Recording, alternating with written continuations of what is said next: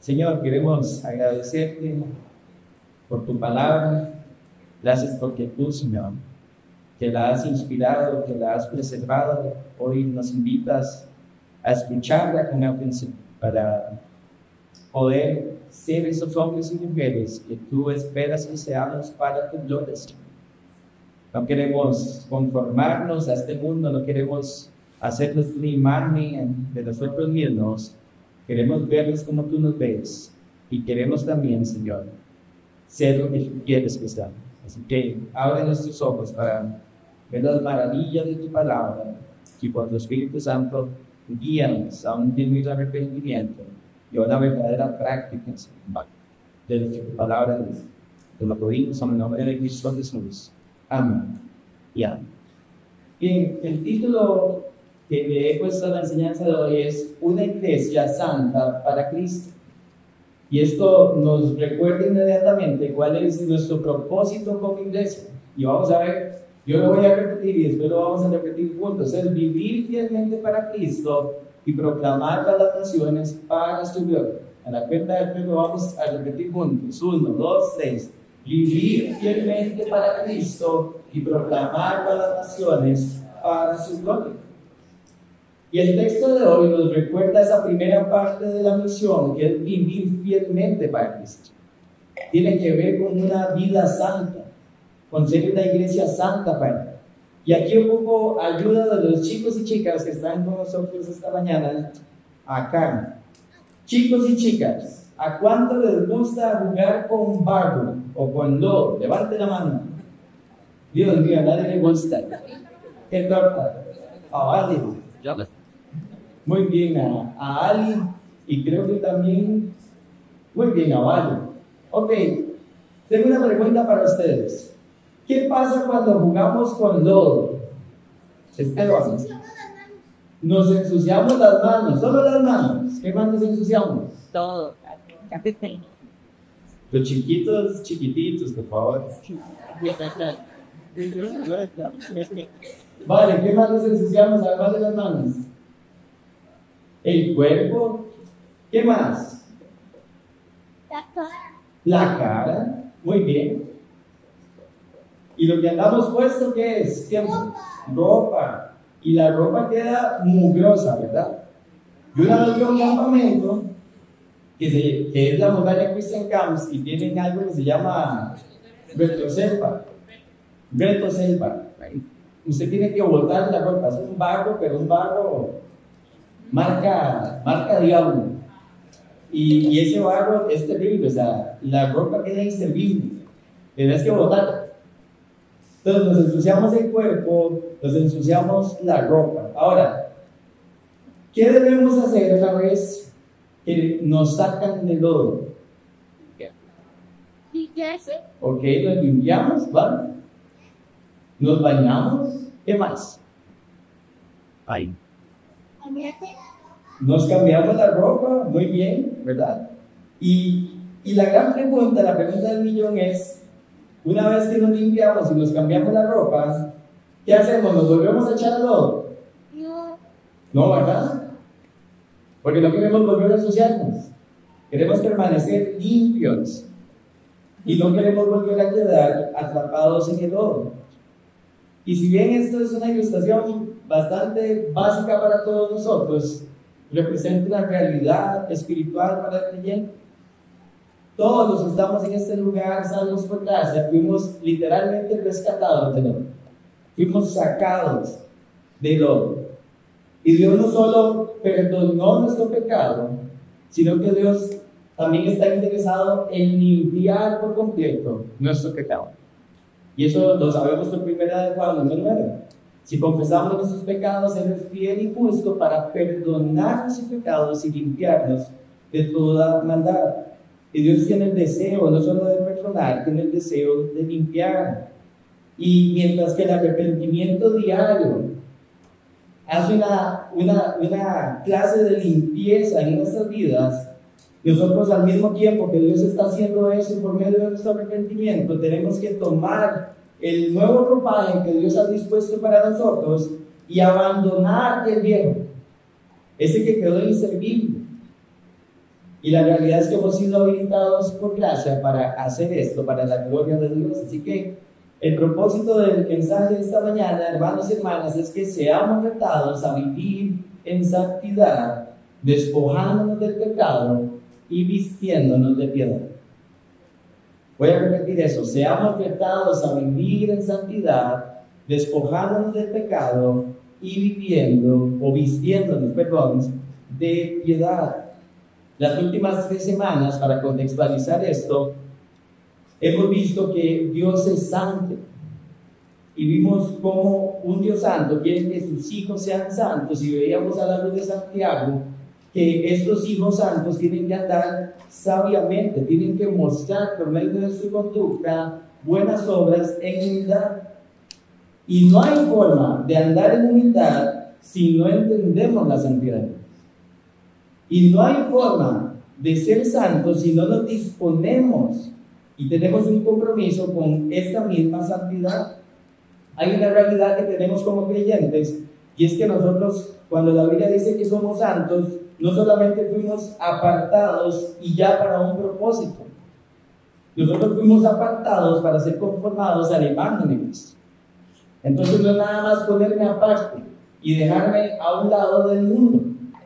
Es ponerme aparte para que yo sea conformado a la imagen de Cristo y entonces pueda ser luz para ese mundo que está en tinieblas. Y es el propósito que Dios tiene para nosotros.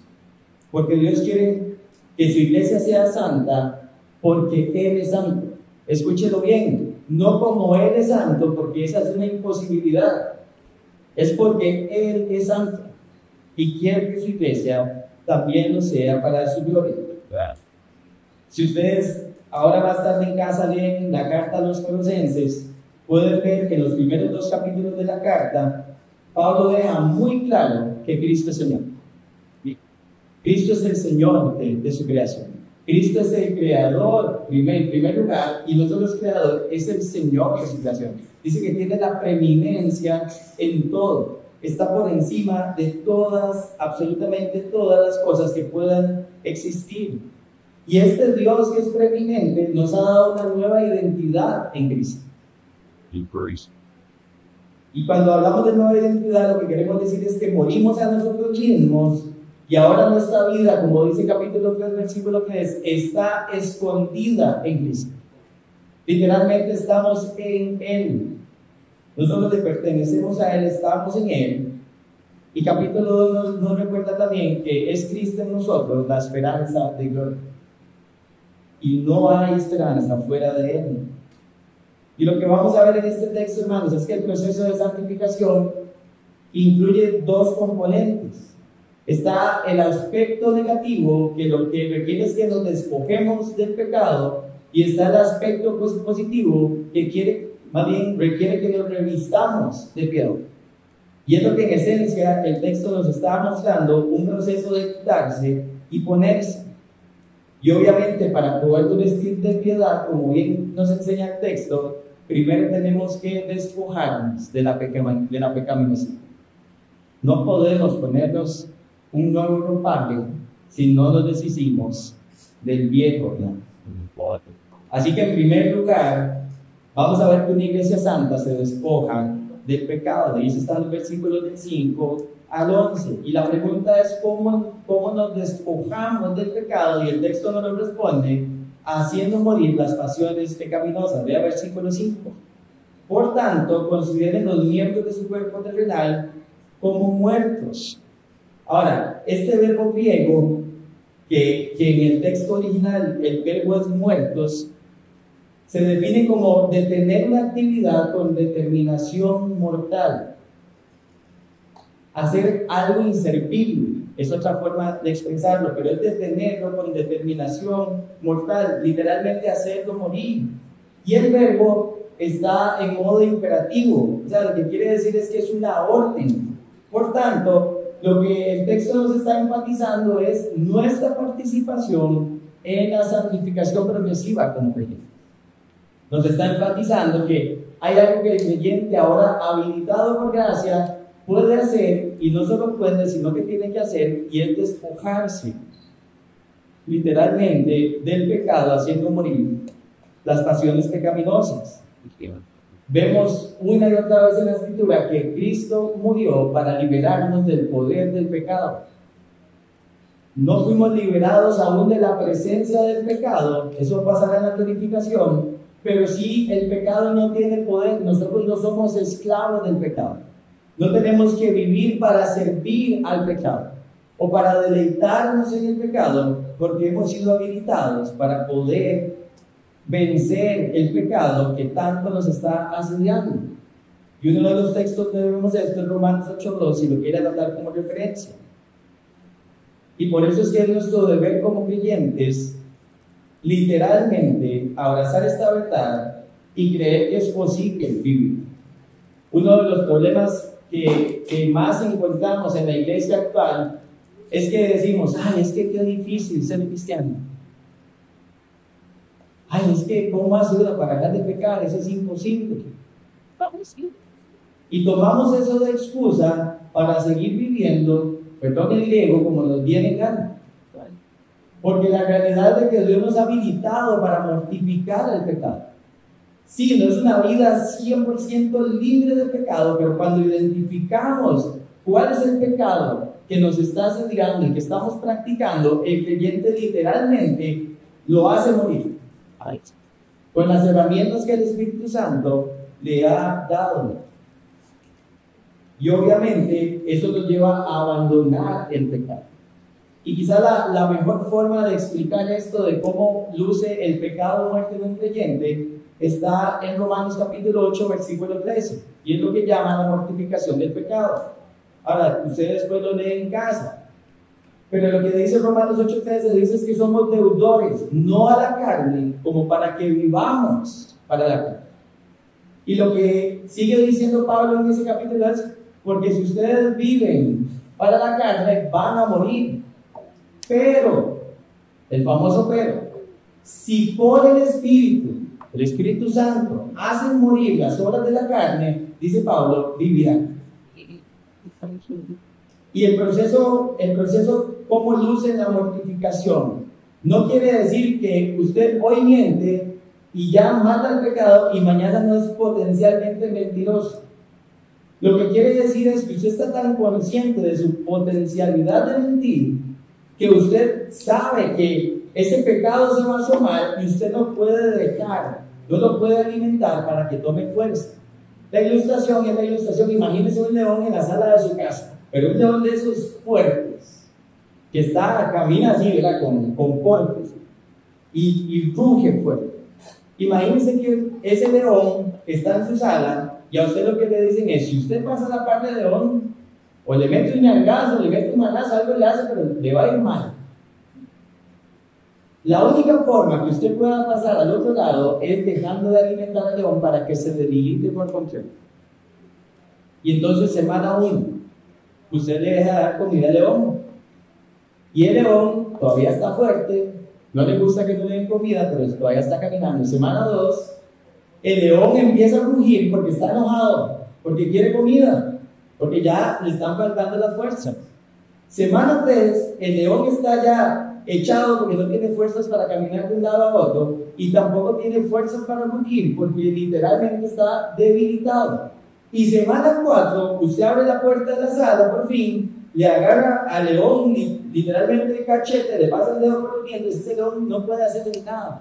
No está muerto, pero está totalmente debilitado. Y eso es lo que pasa con el pecado en el creyente. No es que usted sea un santolón que ya no tiene la posibilidad de pecar nunca más, es que usted está mortificando su pecado a tal grado que pareciera que está totalmente muerto.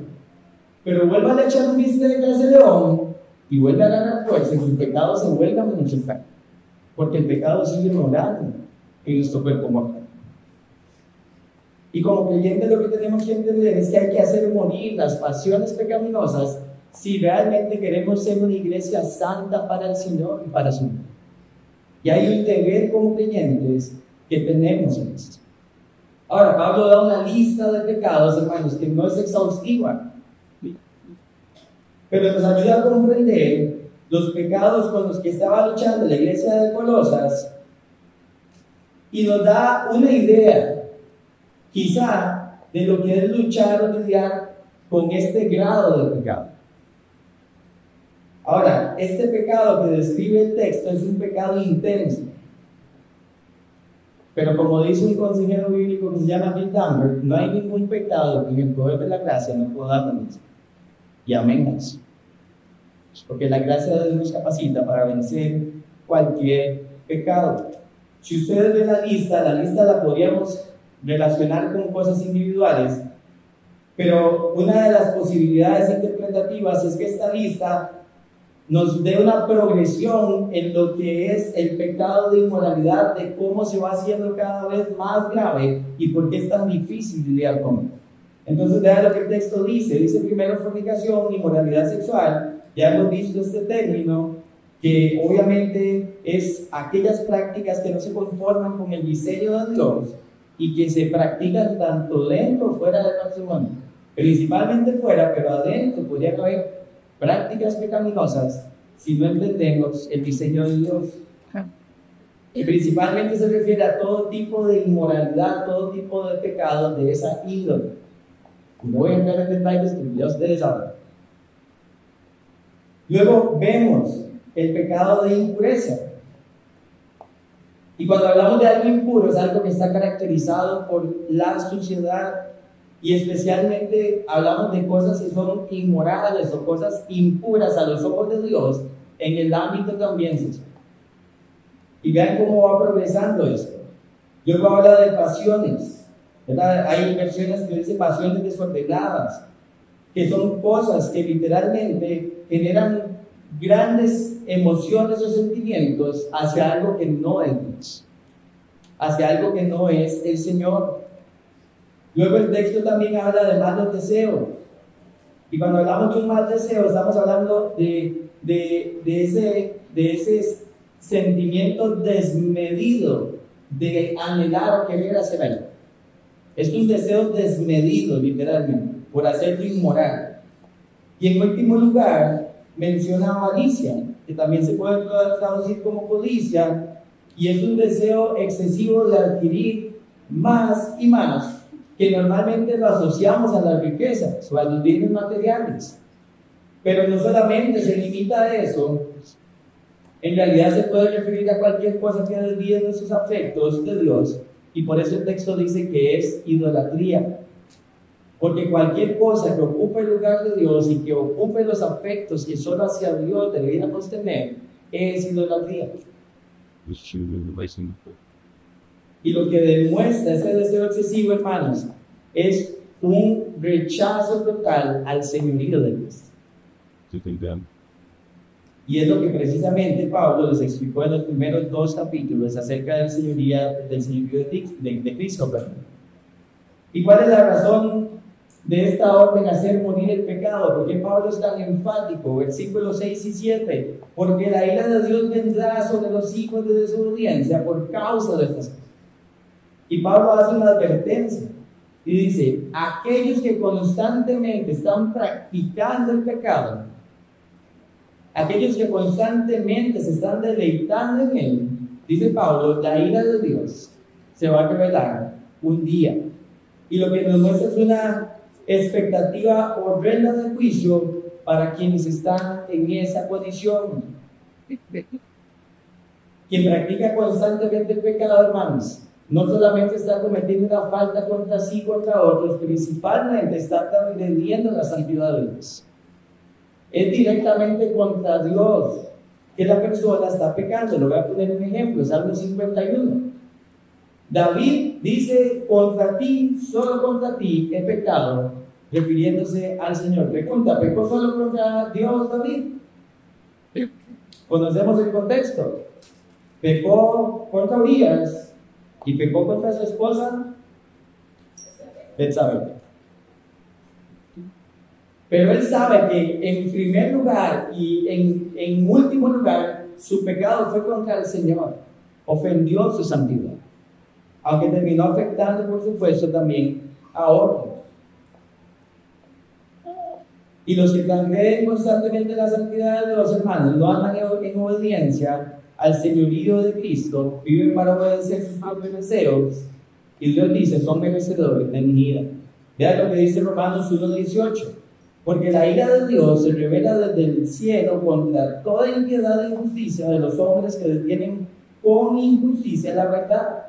Y también en Juan 3:36, cuando observamos a las personas que rehúsan creer en Cristo, dice, no verán la vida, sino que la ira de Dios está sobre ellos. Y vemos una horrenda expectación de juicio para quienes practican el pecado. Y gracias a Dios por el Evangelio, porque si esa es la realidad de hoy, hay esperanza en Cristo. Y podemos abandonar el pecado, arrepintiéndonos y poniéndonos a fe en el Señor Jesucristo como único y suficiente Salvador. Y luego versículo 7 dice, en las cuales ustedes también anduvieron en otro tiempo, cuando vivían en ellas. Y gloria a Dios por esto. Quienes estamos hoy en Cristo, por gracia, podemos decir, esta fue nuestra vida antigua. Esto es lo que éramos y esto es lo que practicábamos tiempo pasado, por la gracia de Dios. Quiere decir que ya no estamos caracterizados por ese estilo de vida, ni por esa entrega constante del pecado. Ahora por gracia nos estamos comportando totalmente de otra manera. Literalmente hubo un cambio de dirección. Si es que realmente abandonamos nuestra vida. Y si realmente nos podemos identificar con esa descripción, vean lo que dice Efesios 2, versículos del 3 al 5. Dice que entre ellos también todos nosotros en otro tiempo vivíamos en las pasiones de nuestra carne, satisfaciendo los deseos de la carne y de la mente, y éramos, tiempo pasado, por naturaleza, hijos de ira, lo mismo que los demás.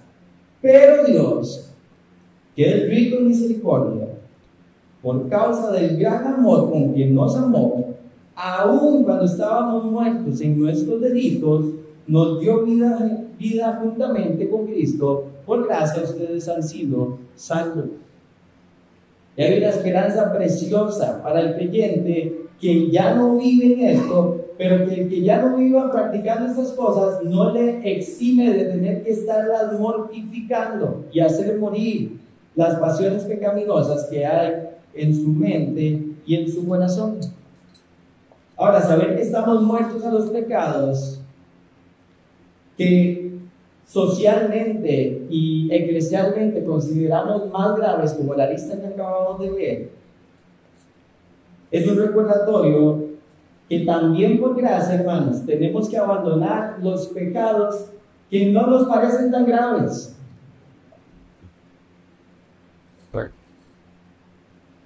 Y por eso, como su punto número 2, dice abandonando. ¿Qué es lo que hace el creyente para literalmente despojarse del pecado? Abandonar las prácticas pecaminosas, versículos del 8 al 10.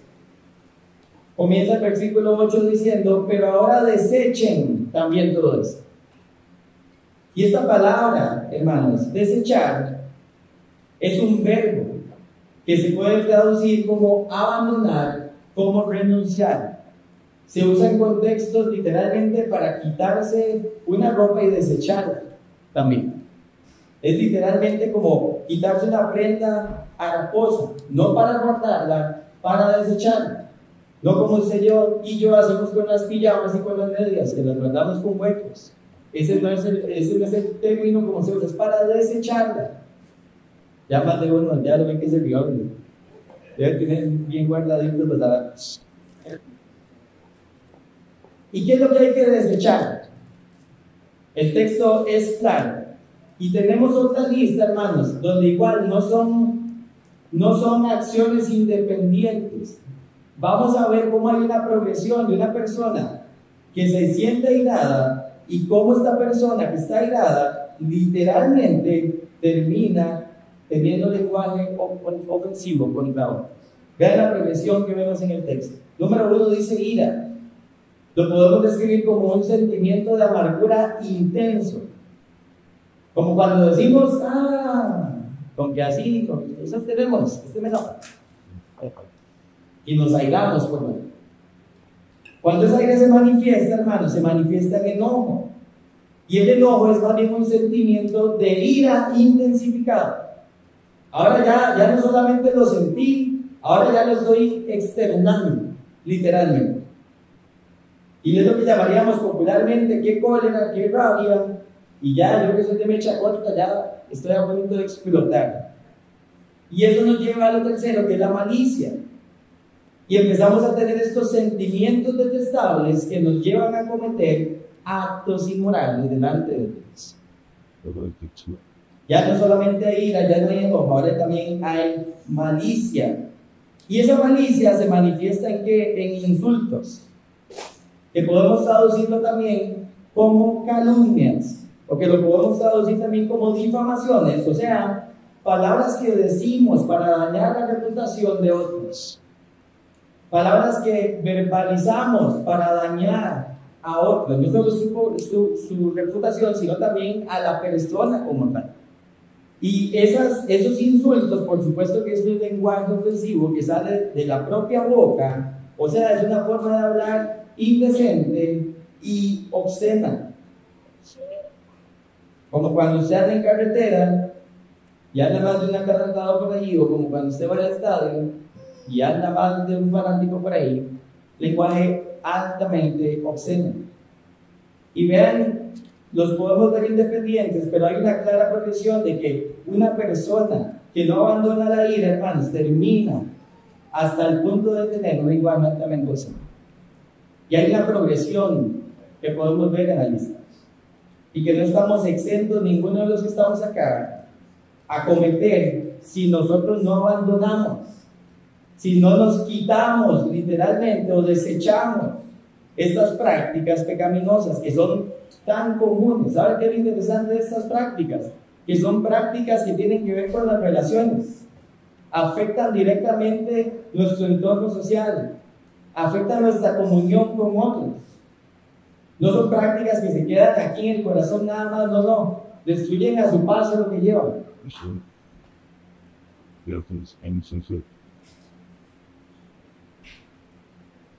Tenemos que considerar eso, porque si Dios quiere una iglesia santa es porque Dios quiere una iglesia unida.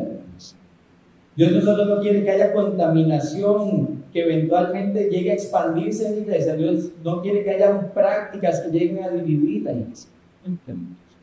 Y estas son alertas para nosotros que decimos querer pertenecer a una iglesia santa. Y para que haya una iglesia santa tienen que haber miembros santos. Es una imposibilidad que no haya miembros santos y ser una iglesia santa. Y lo último que dice, como un imperativo también, es dejen de mentirse, o sea, dejen de fingir con la intención de engañar a otros. Dirían por ahí, dejen de hacer el papel. La mentira es de Satanás, hermanos. Cuando en Juan capítulo 8, Jesús está hablando con los fariseos, les dice, Satanás es un mentiroso desde el principio. Ha mentido, no hay verdad en él, es mentiroso y padre de mentira. La mentira no es de Dios, viene directamente del maligno. Y la realidad es que esta lista de pecados lo que produce son pleitos, y las mentiras literalmente causan divisiones y destruyen la confianza en las relaciones. Ahora vean lo crítico de eso. ¿Cómo construimos una cultura de gracia cuando no hay confianza? ¿Cómo construimos una cultura de gracia cuando todo es pleito? Cuando llego a hablar del hermano y digo, bueno, voy a hacer otro intento, mira tal cosa, y me dice, ay, como no se puede hablar, y me devuelvo y me voy. ¿Cómo hacemos para hacer una iglesia santa y que se comporte de forma santa, que sea luz al mundo? Sin estas características es imposible. Necesitamos. Porque, hermanos, si Cristo es la cabeza de su iglesia, ¿sabe cuál es el resultado? La iglesia se mantiene.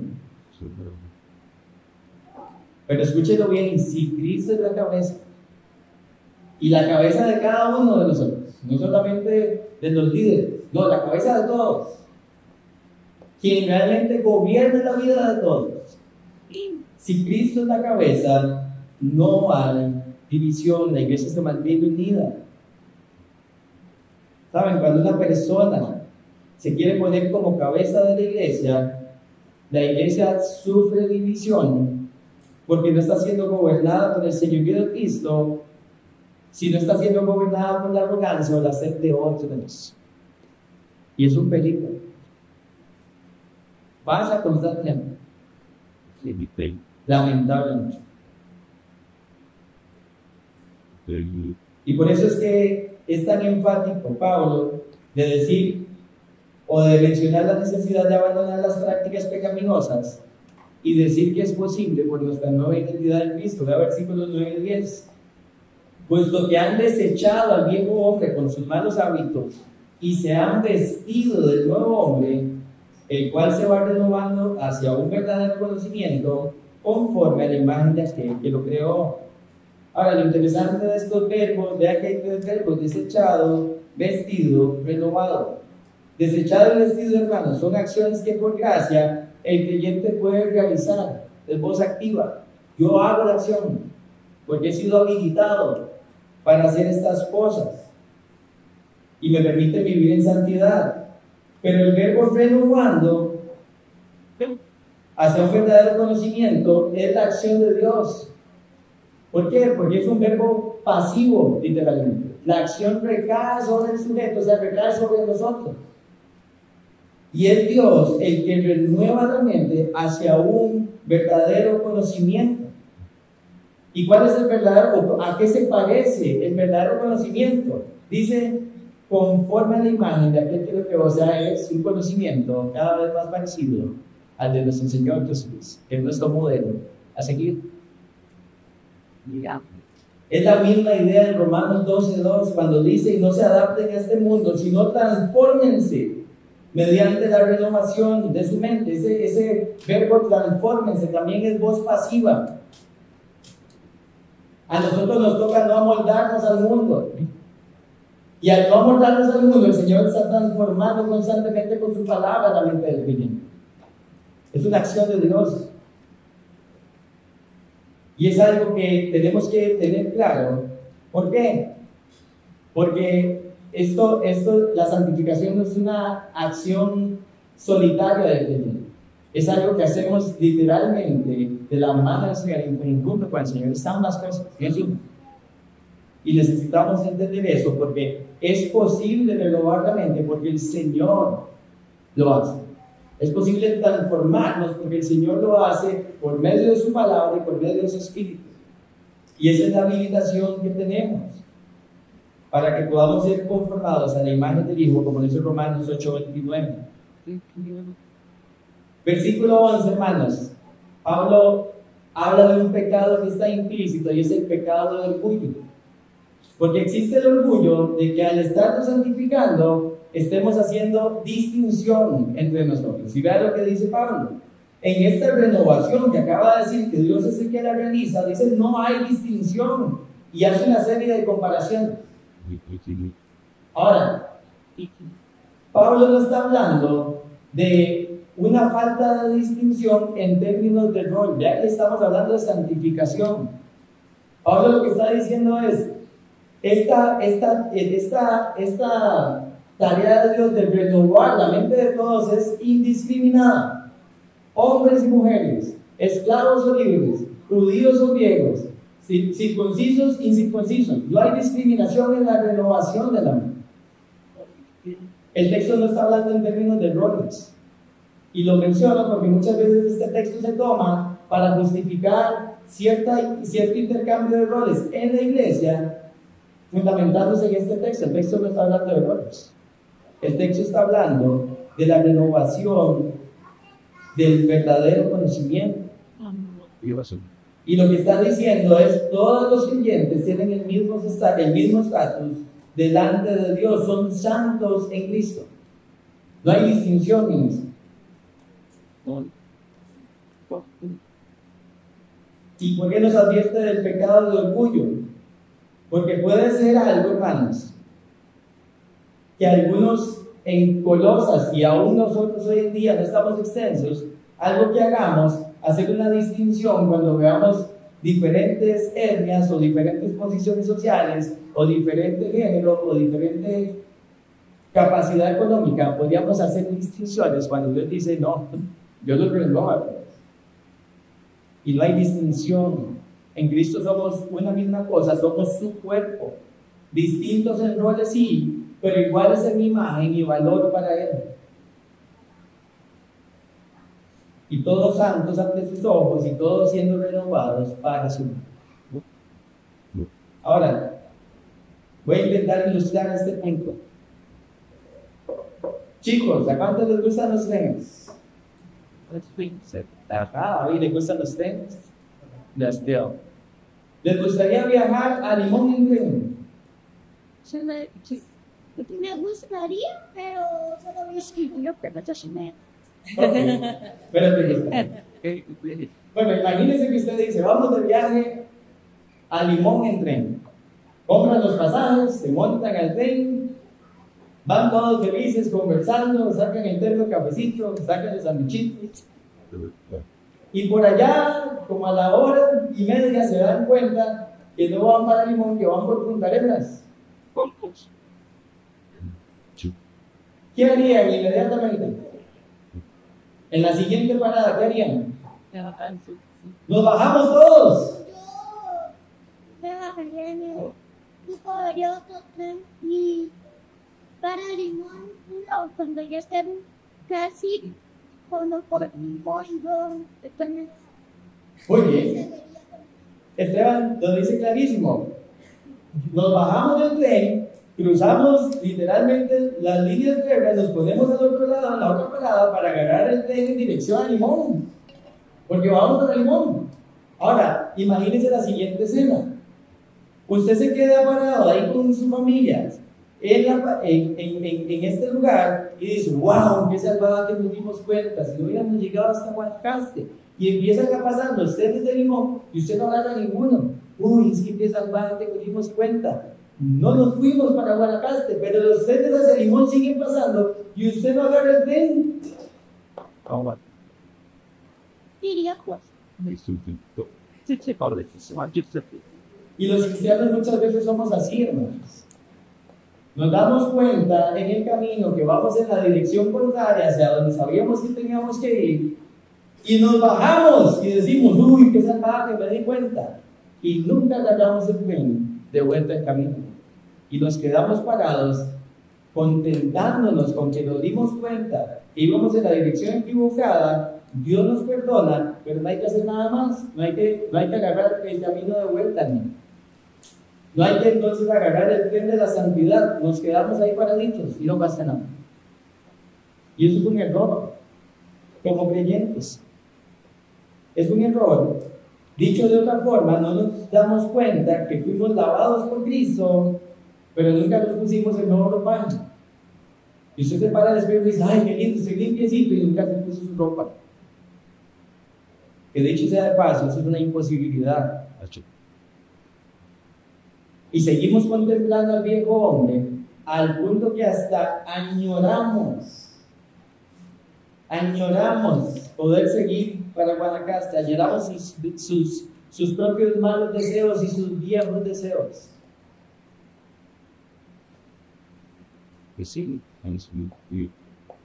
¿Cómo aplicamos esto? ¿Qué pecados estamos llamados a despojar?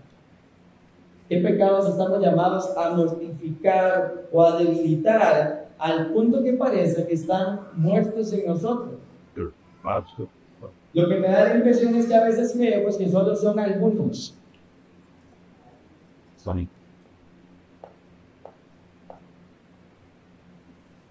¿Por qué pienso eso? Porque muchas veces solamente nos estamos despojando y mortificando a aquellos que nos generan culpa a nosotros.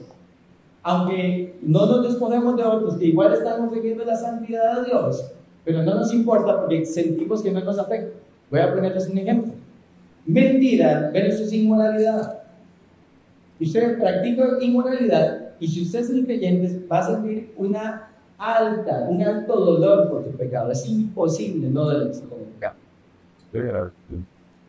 Pero resulta que la mentira no me duele tanto porque hasta me beneficia. porque en el contexto que miento le saco provecho. ¿Se entiende el ejemplo? Nosotros somos llamados a mortificar todo tipo de pecados. No importa si usted lo ve grande, chiquitito, si su conciencia lo acusa más o lo acusa menos, si ofende la santidad de Dios, tiene que mortificarse el pecado. Por eso vea que pasa de inmoralidad a enojo. Así como un 2x3. Porque no es el nombre del pecado, es lo que el pecado hace contra Dios y hace contra la comunidad. Y necesitamos pensar en esto, porque no hay pecado que nos beneficie, hermanos. Eso es un error de concepto. Decir que el pecado me beneficia es una contradicción. Y tenemos que meditar en esto.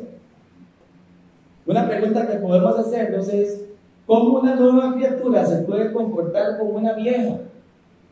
Segunda de Corintios 5:17 dice: porque de modo que si alguno está en Cristo, nueva criatura es, las cosas viejas pasaron, que aquí todas son hechas nuevas. ¿Cómo una criatura nueva se puede seguir comportando como una criatura vieja?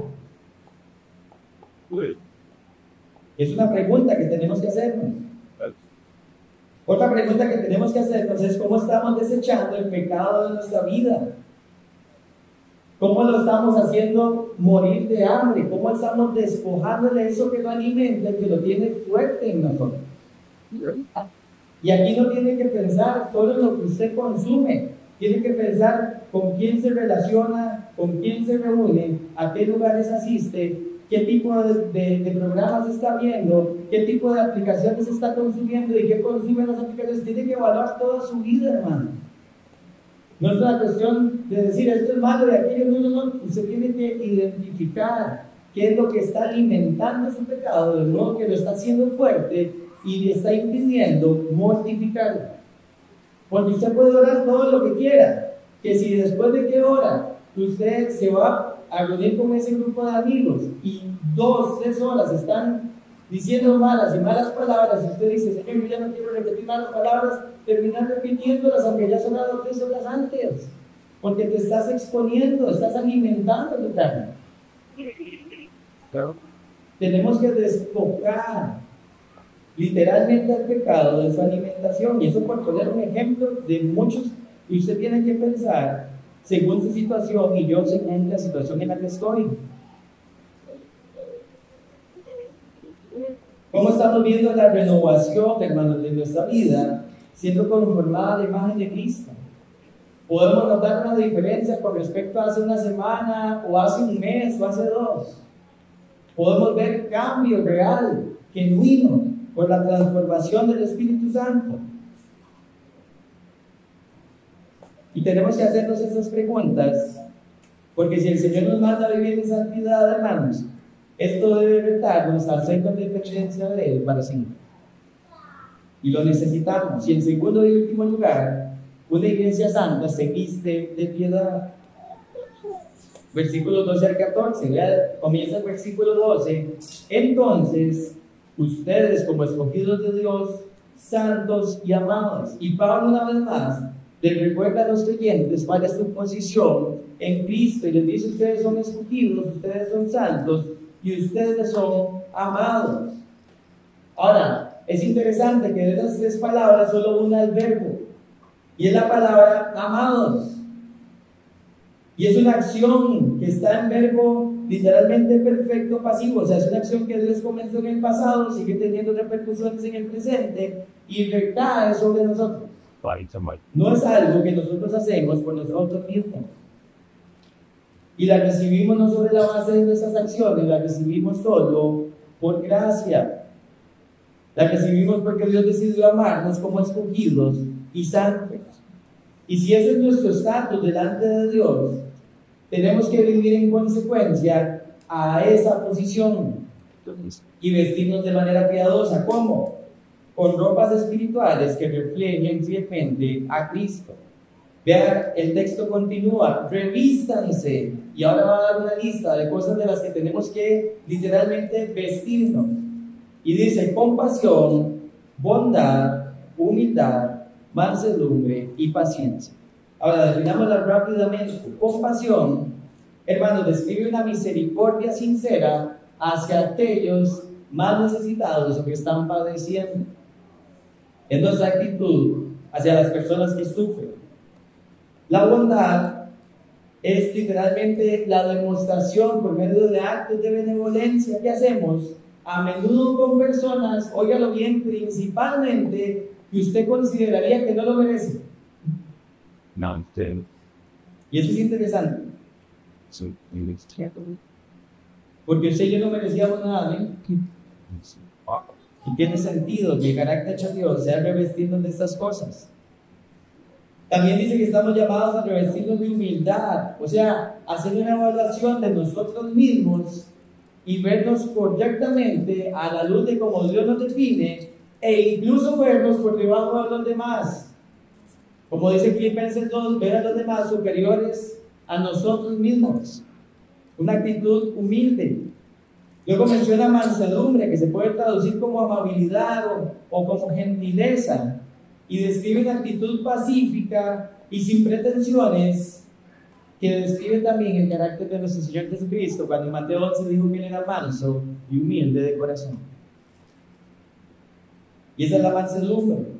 Y el último atributo que menciona es la paciencia o la longanimidad, que se refiere a esta respuesta, hermanos, especialmente ante la oposición, con una confianza en el Señor que se muestra excesivamente paciente. Óigalo bien, se muestra paciente para demostrar la gracia a otros. Sí. Como nuestro Señor también lo hizo. Y lo interesante de esta lista que describimos rápidamente es que la lista encierra las características, ¿saben de quién? De nuestro mismo Señor Jesucristo. Este es el carácter del Señor.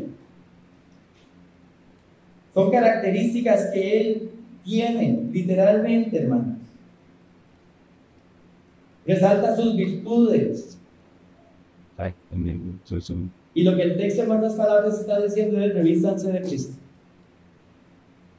Y hace sentido, porque si estamos escondidos en Cristo, eso es lo que debería verse siempre. Revístanse de Cristo. Vean lo que dice Romanos 13:14. Antes bien, vístanse del Señor Jesucristo y no piensen en proveer para las lujurias de la carne. Vístanse del Señor Jesucristo. Eso quiere decir, muestren, revístanse de características que le muestren al mundo quién es Él. ¿Y por qué eso es tan importante? Porque nosotros no podemos pretender hacer o vivir lo que a continuación el texto dice si primero no nos revestimos, hermanos. Si usted y yo no tenemos estas características de compasión, bondad, humildad, mansedumbre y paciencia, usted y yo ni nos vamos a soportar ni nos vamos a perdonar cuando llegue el momento de eso. Y vean lo que el texto dice, versículo 13: sopórtense unos a otros y perdónense unos a otros si alguien tiene queja contra otro. Como Cristo los perdonó, así también háganlo ustedes.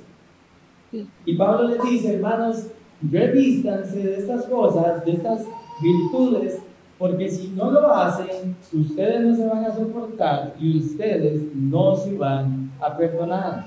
Ahora, vean qué interesante, hermano. Porque literalmente el mandato es sopórtense. Yo estoy a servir los muertos, ¿no?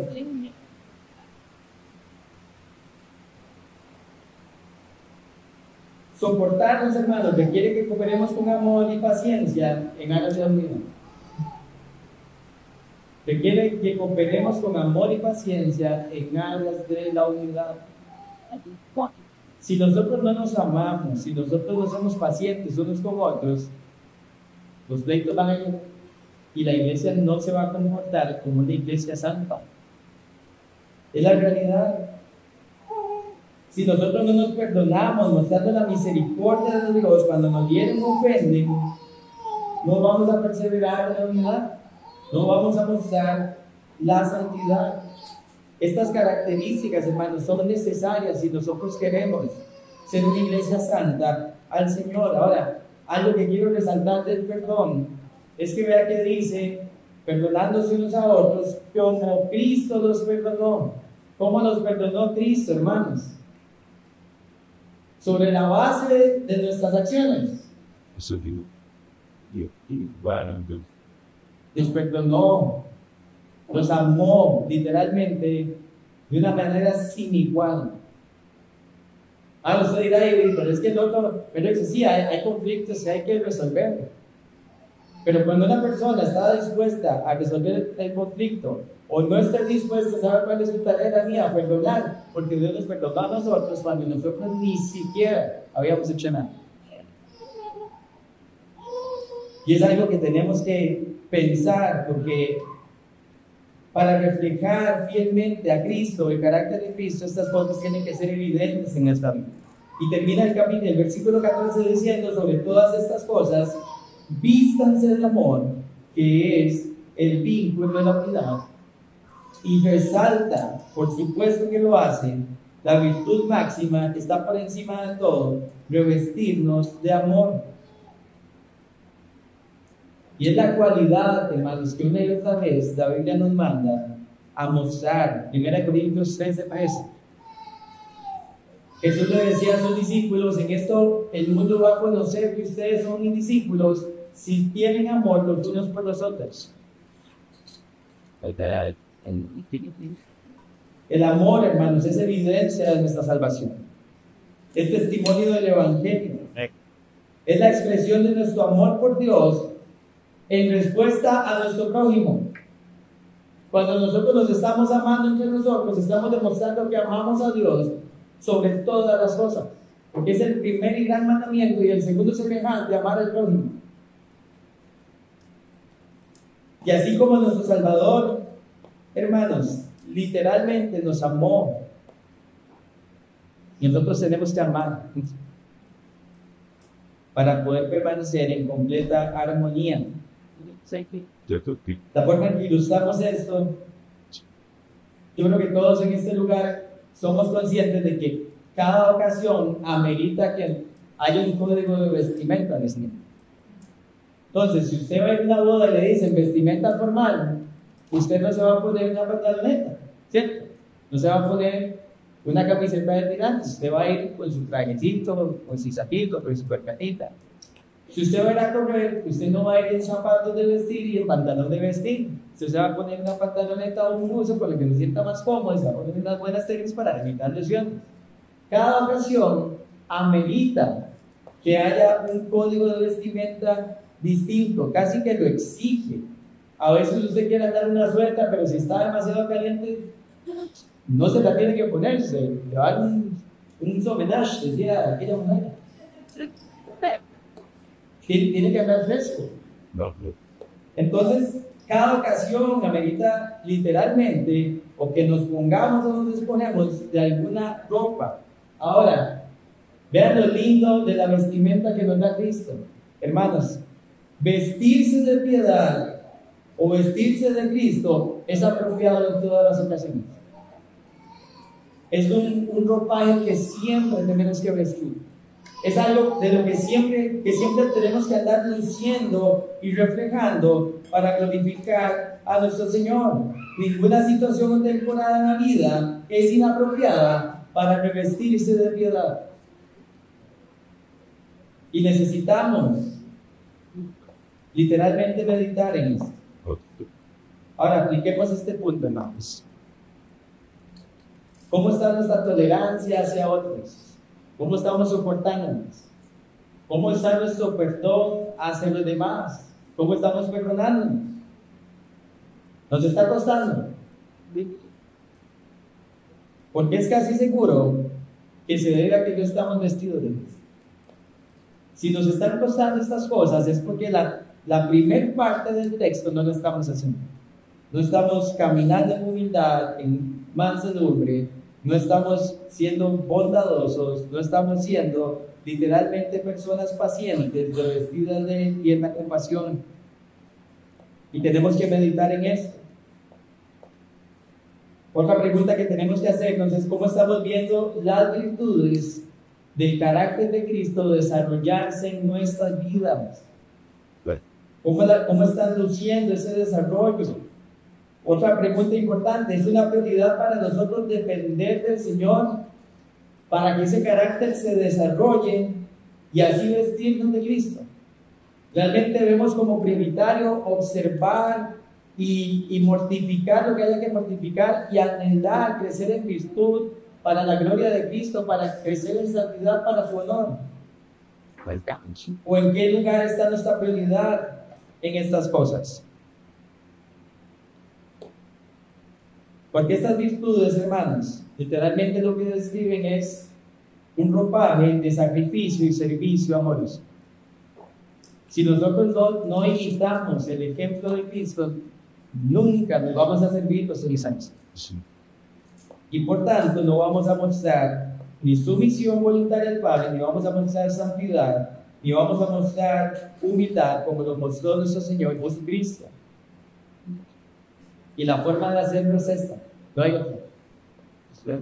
No hay una fórmula fuera de la Escritura y fuera del carácter de Cristo a imitar que nos pueda dar, hermanos, esa santidad. La iglesia santa se viste de gloria y no de otras cosas. Y en pantalla está nuestra proposición central del sermón completa. Una iglesia santa se despoja del pecado, hermanos, haciendo morir las pasiones pecaminosas y abandonando también las prácticas pecaminosas. Pero una iglesia santa también se viste de piedad, con ropas espirituales que reflejen fielmente a Cristo, literalmente que se vista del carácter de Cristo. Y quiera el Señor, familia, quiera el Señor que realmente nosotros hoy salgamos retados a vivir esa santidad para el Señor. Oremos. Padre, te agradecemos por tu palabra, una vez más, porque tu palabra, Señor, es nuestro alimento. Tu palabra es ese espejo donde nos vemos y donde agradecemos lo que nos muestras, porque de no mostrarnos, Señor, no teníamos instrucción ni dirección de hacia dónde, de por dónde caminar, de cómo comportarnos. Hoy te rogamos, Señor, una vez más, que nos permitas tener un genuino arrepentimiento, un cambio de dirección notorio, Señor, en donde veamos cómo hay un abandono de la vida pecaminosa y hay una vestimenta de piedad que día a día es más visible para ti y para otros, que te lleva más gloria. Que la gente pueda ver una iglesia santa, Señor. No para nuestro honor, no para hacernos un nombre, no para que la gente alardee de nosotros o nosotros alardear de nosotros mismos, no, Señor, para que tú seas conocido, para que tú seas exaltado, para que hombres y mujeres que no te conocen puedan ver modelos de santidad, que reconocen que no es por sus méritos, sino que es por la obra de gracia de Cristo en los corazones.